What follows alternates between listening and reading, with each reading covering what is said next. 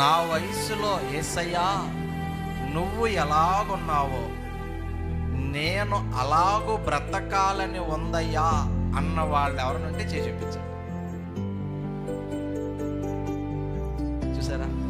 అంటే ఇక్కడ ఒక్కరు కూడా మనం ఏం కోరుకోలేదంటే, నా వయసులో నా ఏజ్లో యేసయ్య ఎలా ఉన్నాడో అసలైన రియల్ హీరో ఆయనలాగా ఉండాలి, ఆయనలాగా మన మాట ఉండాలి, మన బ్రతుకు ఉండాలి, మన క్యారెక్టర్ ఉండాలని ఇక్కడ ఎవరికి అనిపించలేదు. కానీ లోపల చాలా మందికి ఏమనిపిస్తుందంటే, ఆ హీరోలాగా బట్టలు వేసుకోవాలి కదా, ఈ హీరోయిన్ లాగా డ్రెస్అప్ అవ్వాలి, లేదా ఆ రాజకీయ నాయకుడిలాగా ఇలా ఉండాలి, ఆ జాతి నాయకుడిలాగా అలా అవ్వాలి అని కొంతమందిని రోల్ మోడల్ పెట్టుకుంటాం.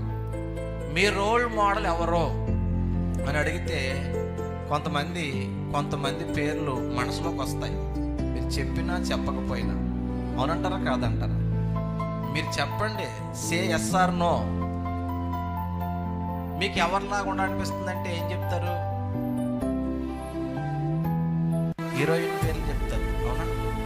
లేదా జాతీయ నాయకురాల పేరు చెప్తారు. మిమ్మల్ని అడిగితే పుష్ప.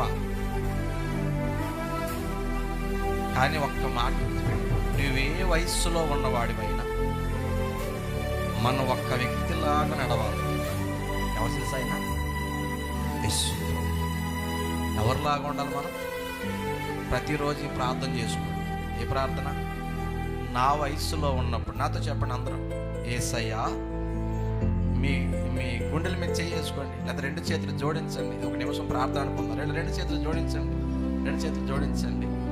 యేసయ్యా, నా వయస్సులో నీవు ఎలా ఉన్నావో, ఎలా నడిచావో, ఎలా బ్రతికావో, ఎలా మాట్లాడావో, ఎలా చూసావో, ఎలా భక్తి చేసావో నన్ను ఆ విధముగా పరిశుద్ధముగా నీ పోలికలో ఉంచయ్యా. యేసు నామమున ప్రార్థిస్తున్నాను తండ్రి. ఇది మీ అనుదిన ప్రార్థన అవ్వాలి. అమ్మా, మనం ఎలా మారాలరా తల్లి? అదన్నమాట.